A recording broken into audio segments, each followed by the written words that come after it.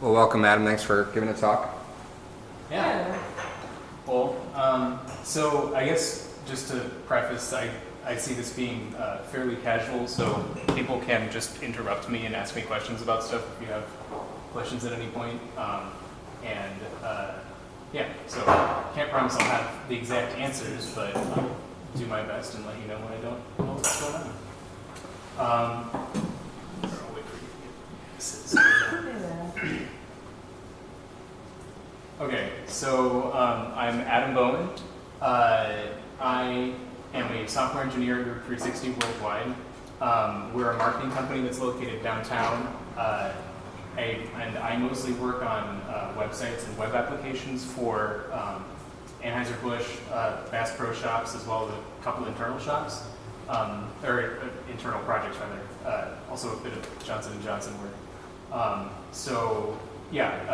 We also have an enterprise level application that is for digital asset management and also sort of workflow process stuff, because our company has a fairly large pre-press part of it. I don't personally deal with too much of that application, but it's kind of something every once in a while I poke my head over at it. Okay, so I'm just going to harken back to the good old days when I started out as a web developer or web designer, or whatever it was I called myself back in the day, which was pretty much didn't really know what I was doing. And so what I did was I found out that Ruby was cool, and so then I would go and look up a tutorial on how to compile Ruby on Ubuntu, because I also discovered Ubuntu was cool. So I would essentially go find random tutorials, start compiling some stuff, feel really good about myself, everything would break, feel terrible. And I kind of did that for a few years, probably, just because it was kind of a side thing. But after a little while, you start to get a familiarity with these tools, so you get less and less pain as you're kind of doing your kind of cowboy work of like, well, I'm going to compile Ruby, but I've done that 20 times before. It's not a big deal. And sort of as you sort of decide on your common tools, you can reuse your environment from project to project. So it kind of isn't, you can kind of limp along. It's not, I think a lot of people kind of stay at that level where you just kind of have your environment that you occasionally have to rebuild, and that's kind of where you stop. And the idea is, since full rebuilds of the environment are rare, and we've done it all a few times before, it's not a huge deal. But after a while, I think you start feeling some pain, at least I do. And I think maybe my problem is that I feel pain way too early, and so I then try to over-engineer absolutely everything. But with a common tool set, the world doesn't stay static. We get new versions of whatever tools we're using. I started out on PHP, so things would, pretty much most hosts would have like PHP 5.2 or something like that, and they would stay on there for like 8 years, and so it didn't matter that much if you, as far as you didn't need to have different versions of PHP. Like eventually I would upgrade my local thing to 5.3 or 5.4, but I would just cry myself to sleep when I had to push it to production and die because it was an old version.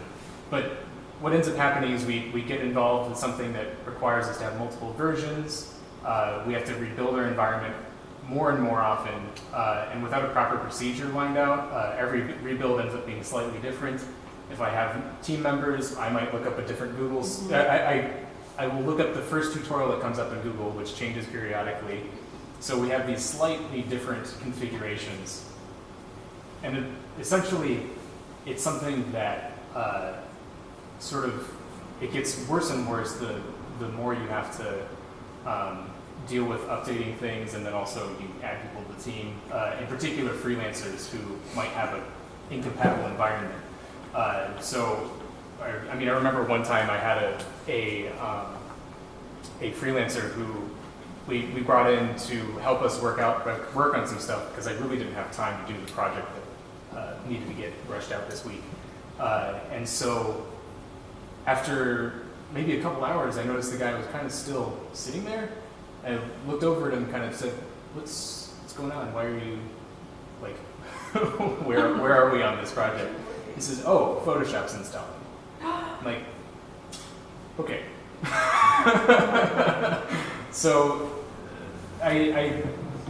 it's not just Photoshop. This is the kind of thing that happens, like people don't have the same Ruby as us, or they don't have whatever build tool, they're not familiar with things, and it's just painful having to deal with this. So we then, we start getting some better tools.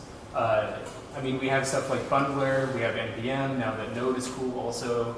Homebrew is cool, so we install that. And now it's easier to rebuild stuff because, I have the package manager that's able to get me a good set of software, kind of harkening back to the days when I was on Ubuntu. Instead of one-off scripts, I can start seeing the benefit of configuration files that define most of our project environments, like the gem file, the package.json, etc.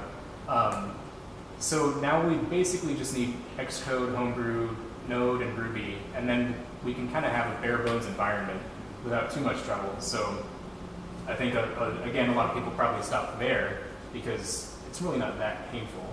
And as long as you kind of are all in the same boat, it's not a big deal. You only have to do it maybe a couple times a year.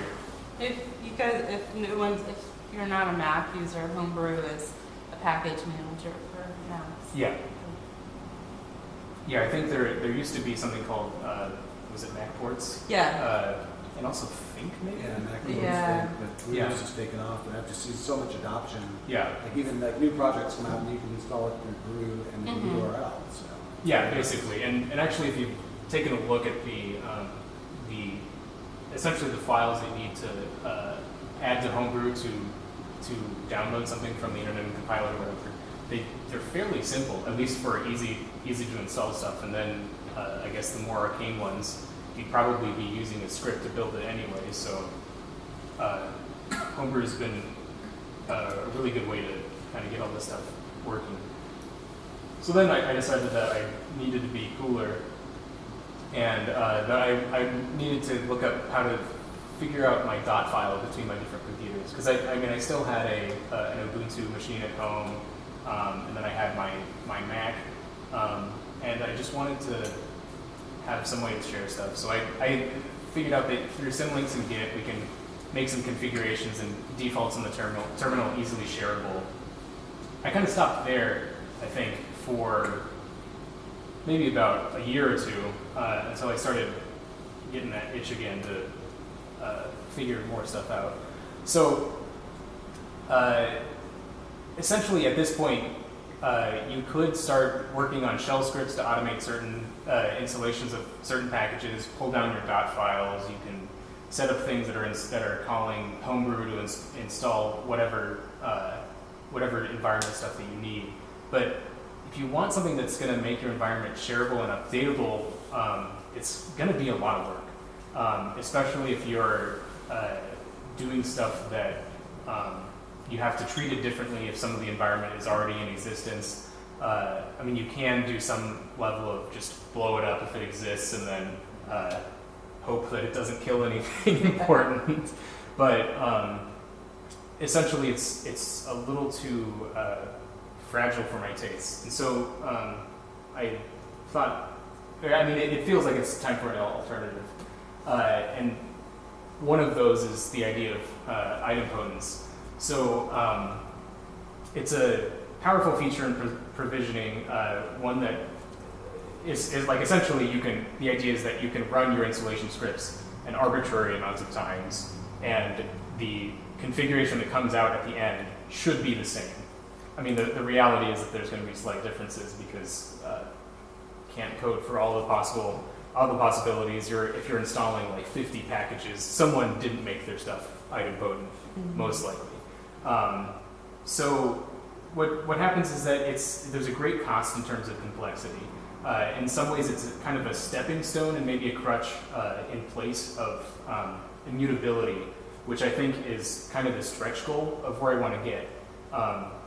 As servers, we've been getting to the point where we can really start thinking about our servers as being something that's disposable and something where if something's broken, I mean, we talked about that at the meetup 2 months ago. The idea that if there's something wrong with the server, I should be able to kill it and recreate a new one faster, or at least better than if I had to shell into the thing and then start typing arbitrary commands, trying to debug it. And I think really that's something, I'm not sure what that would look like on a desktop machine, but I feel like that's something that we could benefit from going toward at the very least. I mean, definitely we don't want to just blow up all of our potentially important documents and all that stuff, but the thing is, if you have this ability to arbitrarily create and destroy your environment, you don't have to have as much of the idempotent qualities in your scripts. Like it's okay to do something slightly hacky if you just blow it up and then create a new one next time. And I don't think it's necessarily going to replace the idea of having idempotent provisioning scripts and tools, but I think that this is something that we should probably be trying to shoot for. And so essentially we'll see how far we get to this goal with Boxen. So Boxen was created by GitHub, I think around 2-ish years ago, or rather they open sourced it. It started out as the setup, and they've been essentially using Puppet to manage the configuration of all of their development machines. And it's been this way for, I think, a few years before that. I think around this time they were probably around 100 or more employees. I think they're over 200 now. I think 217 was the last number I saw, but probably more. But the idea is that they were already using Puppet to manage GitHub.com and a lot of their other services. And so I guess their ops guys decided to start thinking about turning the Puppet on the development machines themselves. So the idea is that we get configuration management with Puppet to set up our environment, and we have an easy integration with package managers. For example, Homebrew, we talked about, all I have to do is put in a Puppet file, or into a Puppet config file. I don't actually know what they call them. It's .pp. Manifest? Yeah, manifest, there we go. I'm a Puppet noob, so I don't actually, that's maybe the preface for the whole talk, because I don't actually know what I'm talking about. But I mean, that's kind of the point of Boxen, is that you can start throwing things together. You learn more about configuration management, about Puppet, and just good ways to construct your environment. And you can kind of take baby steps. So another easy integration is you can pull in NPM modules. So in terms of shareability, I'm able to now just define all of the node modules, all the Homebrew modules, any Ruby gems that we need that everyone should be able to have. My idea is I don't want to overload everyone's environment with a bazillion gems, but node modules. But there's some global ones they should have, so that when they go into a project, they can just type npm install, bundle install, etc., and then kind of go from there. You also get stuff like the ability to install DMG files. You can, if there's a EULA present in the installation process, they have a way to install that automatically as well. So essentially, what I've been going to now is just every time I have to download something, I look for something in Boxen, or I look for an existing Boxen module that can install it for me, or I just throw together something like this. Because I mean, really, you don't need to pull an entire module for that. It's like just a single file. Nice. But it's something that I can then put it into our common repo, tell everyone else to pull it, and now they have this new tool.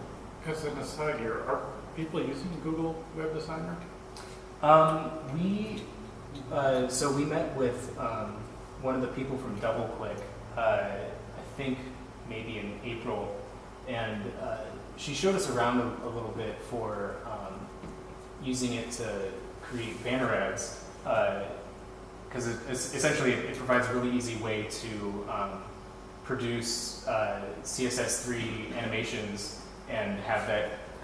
It ends up compiling to fairly nice CSS and HTML and JavaScript, something which I haven't seen out of Adobe Edge or many of the other tools that are kind of compiling from sort of a WYSIWYG interface. So it's been a promising tool for us. Honestly, then we haven't done that much with it, but at least for those kind of very simple requirements, I think it's a good tool for the job. Because I don't necessarily trust it yet to build like a website, but certainly if I just like need to take a can of Natty Light, move it in slightly, and then like grow the background, might as well. So provisioning is simple with Boxen. I just type Boxen. This is assuming it's already installed. And essentially what it'll do is it'll then go out and talk to the internet a little bit. It'll check your configuration and then install stuff that needs to be there based on your configuration. You can also install heavier weight modules as opposed to just kind of these Ruby gems or one-off DMG files. You can, instead of having to worry about installing like ImageMagick and stuff like that, I just get the Puppet module or the Boxen module that exists in the Boxen organization. Maybe I can step out of here for a moment and if I can find my mouse. That's cool. ImageMagick is a pain to install. Yeah, that's one of the things that I've tried to compile by hand these days. So essentially, there's this Boxen organization, and you can just look in here and find something that you would like. So in this case, ImageMagick, you can find it. Essentially, they have these kind of basic configuration, or this file structure that is common to all of them. You can tell it's even hard for them to figure out how to get it working because their build is failing. But essentially, all I have to do, restart. You just have to, in your Puppet file, which is a file at the root directory of your Boxen repo, you say GitHub, the name of the project. That'll automatically look for something under the Boxen organization. It'll grab that version of that module, and then inside of your site manifest or whatever else, you just include it, and now you got ImageMagick. So the initial setup is not bad for Boxen. If you get an instance of Boxen Web, which is another project under their organization, users just need to authorize the app with GitHub, and provided they're a member of your organization, they'll get a single shell command that they need to run, which installs all of Boxen for them. So it goes from this thing where you hire somebody, put them in their chair or whatever, and then maybe I'm going to go install this text editor, I'm going to go get Chrome and Firefox and Opera, and then they've wasted like a day or 3 days or whatever dealing with random bugs and all that stuff. But the idea is someone steps on the door, you get them to sign in with GitHub, they do this, then they go sign all their HR papers, and by the time they get back to their desk, they have a working environment. Probably peeking over it every once in a while and then secretly fixing something when it breaks. But the idea is that it's just ready for you. So I guess digging a little bit deeper, the components of Boxen there's a Ruby gem named Boxen. It uses librarian Puppet to install dependencies and configures and runs Puppet. So librarian Puppet is basically like Bundler, and the structure looks pretty much the same. The Puppet file is a Ruby file. I can show you mine.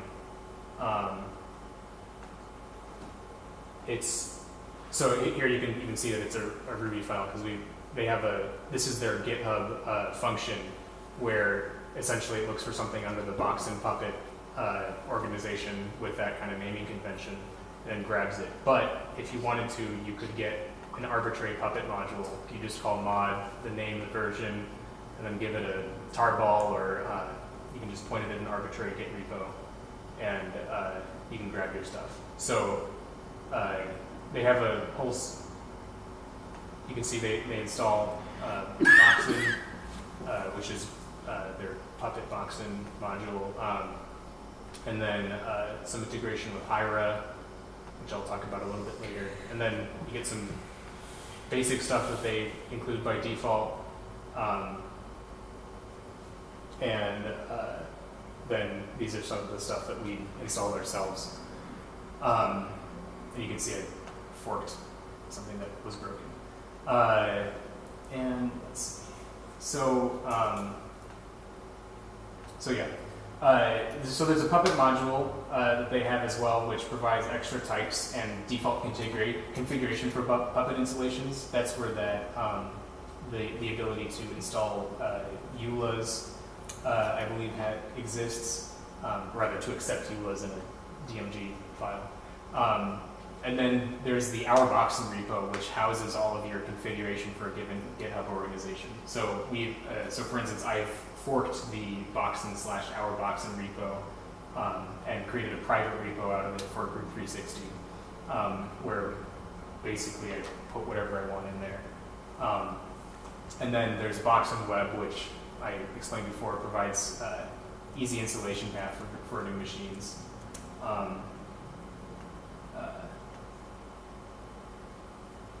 Forgot how to advance.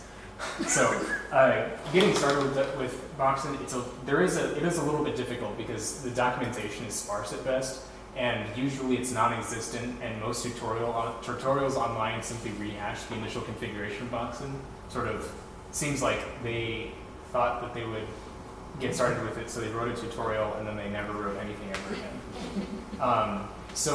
But really reading through the code and the tests in the Boxen repos provides a good insight, so it's not impossible to learn. The reality is it's not terribly complex stuff that's going on. The stuff that GitHub themselves wrote seems to be mostly talking to the OSX's keychain, and then doing a bit of just basic configuration, sort of defining the conventions of where Puppet should look for its configuration, maybe handing off some environment variables to Puppet, and then kind of lets Puppet do its thing.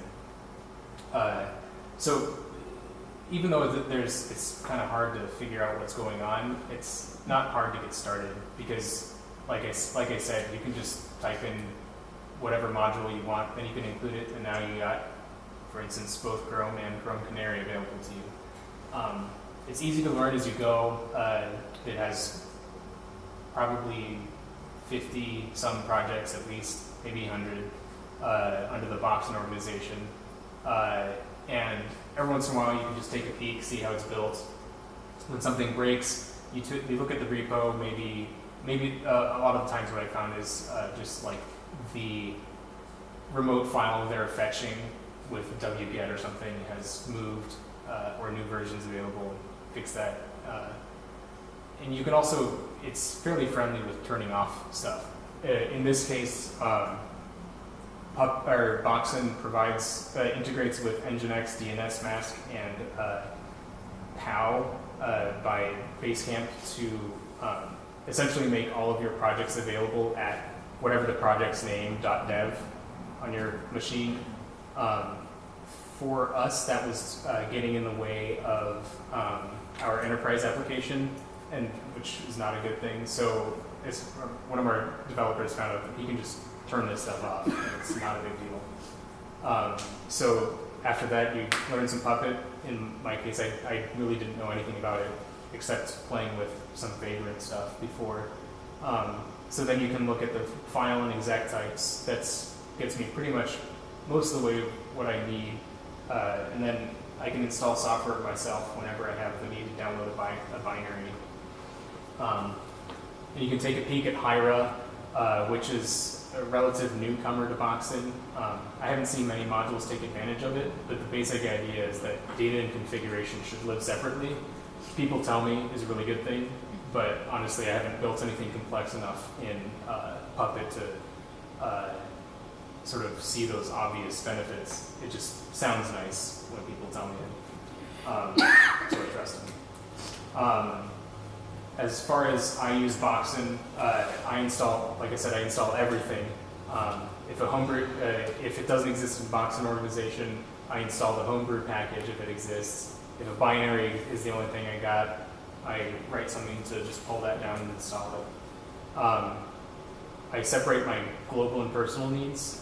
Boxen lets you define personal user configuration files based on your GitHub username. So this lets me, a lot of what I do is I'll experiment in my Adam and Bowen manifest and sort of install whatever programs I need. And when I deem them good, I'll move them into our common GROUP360 environment so people can start accessing them.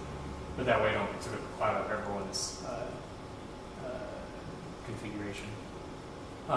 So then you can sort of get some organization in your files. So I've been extracting things out into their own Puppet classes.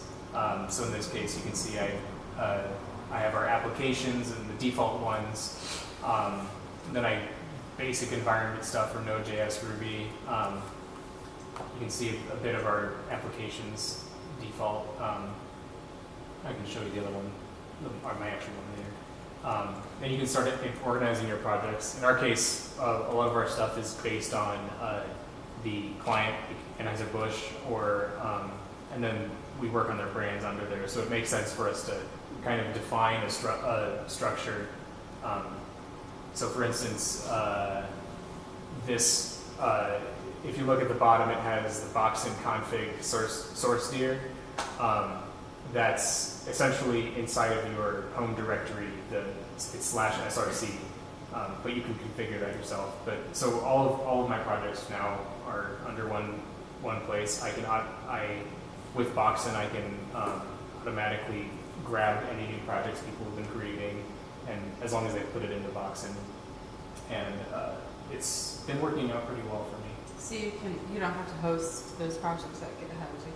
Oh yeah, you can see here I have it at Bitbucket. Yeah. So Boxen, and actually until earlier this week, our Boxen repo was on Bitbucket. Oh. So you really don't have to have this all inside of GitHub. You can have it on your own servers. They give you some extra niceties with GitHub. For instance, they hook up into the issues API, and if anyone's Boxen build breaks, it automatically creates a GitHub issue. It says that it was a failed build. I can actually show you that. It's kind of cool. That's cool.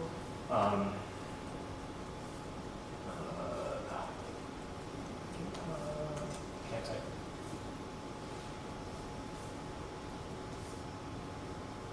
Oh, our Boxen issues.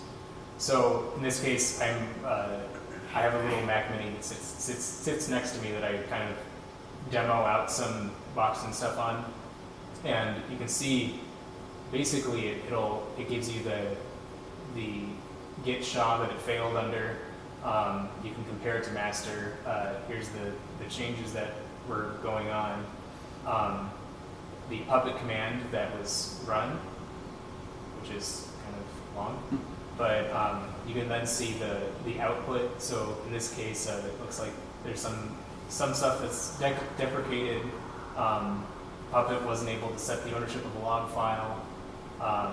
It's failed a Git clone. I think in this case, I probably didn't give it the proper. It's not connected to my, or the public key on this computer is not hooked up to my GitHub account, so it was failing all of these. And so what will happen is when I eventually get a successful run on Boxen, it'll close it. In this case, I failed it a little while ago. It'll automatically create a succeeded at version such and such, and it'll close it automatically. So